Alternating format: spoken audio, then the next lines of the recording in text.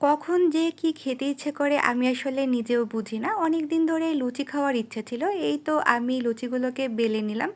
লুচিগুলোর shape দেখে আপনারা কেউ প্লিজ জাজ করবেন না। লুচি ফুললেই হলো।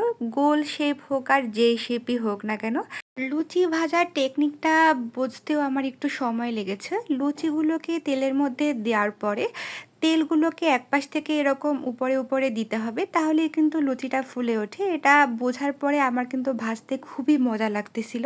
যাই হোক, একে, একে সব লুচিগুলো কিন্তু খুব সুন্দর করে ফুলে উঠেছে। আরেক পাশে আমি চা বসিয়ে দিয়েছি। কারণ চা দিয়ে লুচি খেতে কিন্তু খুবই মজা লাগে। এই তো আমার সব লুচি ভাজা শেষ হয়ে গেল। এরপর আমি নাস্তার প্লেটটা রেডি করে নিয়েছি। গরম, গরম লুচির সাথে ডাল ভুনা আর গরম ১ কাপ চা।